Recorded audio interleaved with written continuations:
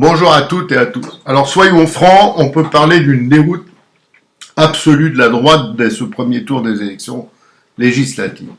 Bon, on va pas revenir sur tous les résultats parce que finalement tout le monde n'est pas très intéressé. La seule chose qui compte, c'est que les médias continuent de faire comme si de rien n'était en vous disant, je l'ai entendu hier soir, de la bouche même du présentateur vedette de la deuxième chaîne, la France continue de se droitiser. Et en dessous, passaient les résultats avec visiblement la gauche qui est majoritaire au premier tour. Et largement. Parce que si on tient compte du second tour qui va arriver, presque tous les duels sont entre la formation de Mélenchon et la formation de Macron.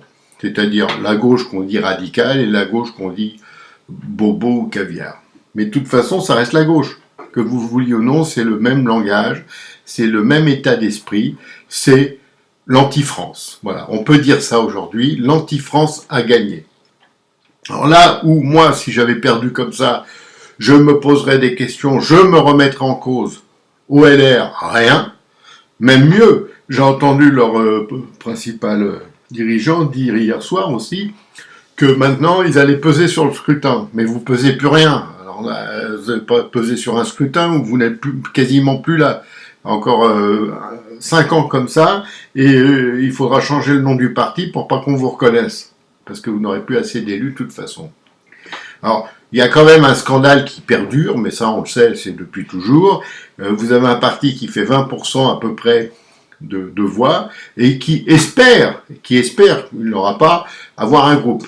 Parce qu'on sait très bien qu'au premier tour, même s'ils ont fait un bon score au Rassemblement National, au second tour, il n'y a plus de réserve, et là, le Front Républicain, il va se mettre en marche. C'est le cas de le dire. Alors, tous les analystes qui vous expliquent que Macron risque une majorité relative et tout, je ne pense pas. Parce qu'il va avoir le report des voix, des gens qui auront peur de Mélenchon, ce sont peut-être les mêmes d'ailleurs qui avaient peur de Marine Le Pen. Donc, comme ça, il va gagner. Ça sera pas une vraie victoire dans le sens avec panache et tout ce qu'on veut, mais ça sera une victoire. Parce que ce qu'il faut comprendre, ce qui compte, c'est celui qui va avoir la majorité. Le reste, on s'en fout. Alors après, on va nous dire, oui, mais il n'y a pas de votant, le vote blanc a grossi. Alors pour moi, le vote blanc, c'est simple, c'est la fuite en avant. Le vote blanc, c'est on refuse la responsabilité, et en même temps, ça arrange le pouvoir. Parce que moins il y a de votants, plus c'est les noyaux durs qui votent, et dans ces cas-là, ça arrange les partis qui ont ces noyaux durs. Alors là, vous en avez 3, visiblement. Vous avez la Macronie, la Mélenchon et la Marine. Voilà, c'est les 3. Et les autres, ils sont aux pâquerettes. Bon, pour Zemmour, c'est très simple.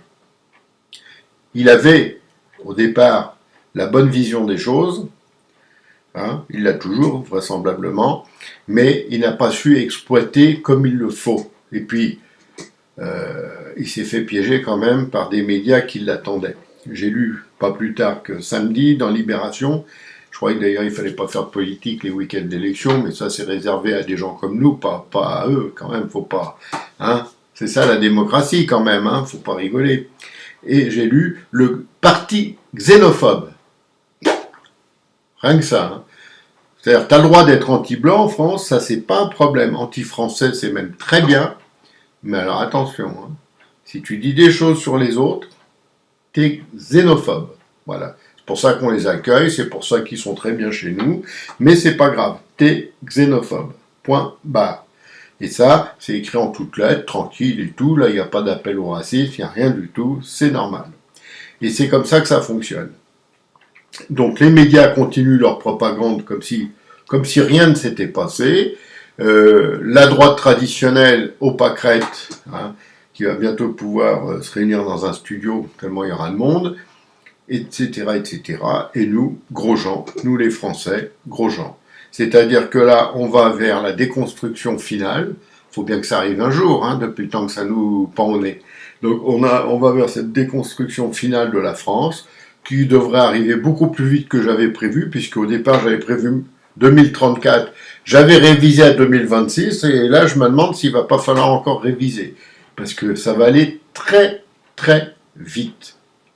On a déjà dans beaucoup de régions françaises, enfin si on peut les appeler françaises encore, on a déjà les prémices de ce que sera demain la France Made in Liban, et ça sera terrible. Voilà. Bon, ceux qui ont les moyens, je peux leur donner ici un conseil, bah, profitez-en pour aller visiter d'autres pays. Hein. Évitez l'Europe quand même, parce que l'Europe, elle est foutue. Ça, c'est clair. On a vu avec ce qui se passe en Ukraine et tout ça, on n'a rien compris à la politique, on se mêle des affaires des autres, mais on est incapable chez nous de faire les choses. Quand vous pensez qu'un pays comme la France, en 2022, est en pénurie alimentaire de produits de base, là, franchement, il n'y a plus de docteurs, c'est fini, c'est cuit, c'est qu'on s'en fout. On n'est plus là pour d'ailleurs nourrir les gens. Je me rappelle qu'à l'école, on étudiait et qu'on nous disait la fameuse phrase de Sully, labourage et pâturage sur les deux mamelles de la France. Aujourd'hui, cette phrase serait peut-être même raciste, allez savoir, elle est incongrue, ça n'existe plus. Aujourd'hui, on va être dans la pénurie. Le virus, parlons du virus un petit peu comme ça au passage, il est toujours aussi fort, 50 à 100 morts par semaine en France, mais bon, on s'en fout, c'est pas important. C'est pas important puisqu'on n'en parle plus, ça n'existe plus. Donc ça prouve bien aussi qu'on pouvait vivre avec le virus sans avoir toutes les contraintes qu'on a eues, mais ça tout le monde s'en fout, tout le monde a pris les contraintes, tout le monde accepte tout, de toute façon c'est le système, et on vous dit oui mais ça pourrait pas être mieux avec un autre. Moi je vais vous dire, j'aurais aimé essayer un autre pour savoir justement si ça pouvait pas être mieux.